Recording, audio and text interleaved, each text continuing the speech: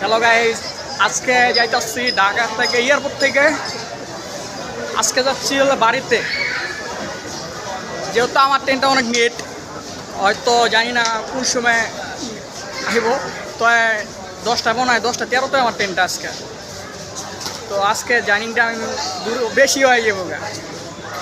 এখন বর্তমানে এয়ারপোর্ট বিমানবন্দরের ভিতরে আছে, দেখেন ভাই প্রচুর লোক।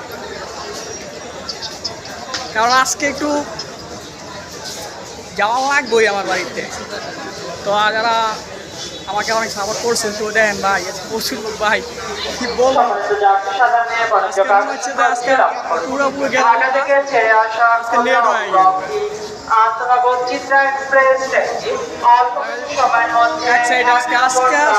পুরাই নেট ভাই, বুঝছেন, পুরাই নেট। জানি আজকে জার্নিটা কেমন হইব, দেন প্রচুর পরিমাণ লোক আছে। যেহেতু আমার ট্রেনটা 10টা 13টায় আমার ট্রেনটা, তো আজকে জার্নিটা মানে বহুত লম্বা একটা হইব। যে এয়ারপোর্টে আসলেই ভাই একটা অনুভূতি, অন্যরকম একটা অনুভূতি লাগে। ছোটোবেলায় যখন ট্রেনে চড়তাম, দেখতাম, ঠিক আছে, দেন পুরা রাত্রে ভাই কি বলবো ভাই, মানে ওভারটা গেয়া ভাই। আর কথা বলি, যারা বাসগঞ্জে জাকির ভাই কবে আসবে, তো নেক্সট ডে আপনারা বলে আসবে, ঠিক আছে। আজকে জাইনটা করতেছি, যেহেতু আমি দেশে যেতেছি,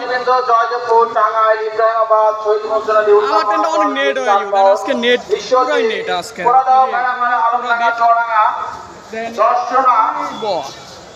অনেক যাত্রী।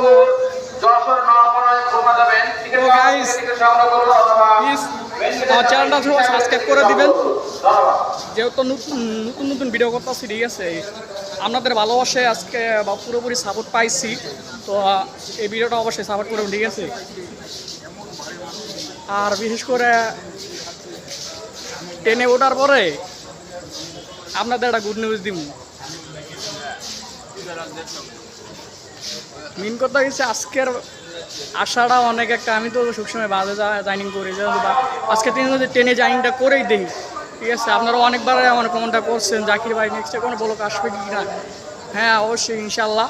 তো ভাই ট্রেনে ওঠার পরে আপনাদের একটা গুড নিউজ দিন, ঠিক আছে। এই ভিডিওটা এই বন্ধুই ভাই, ভালো থাকবেন।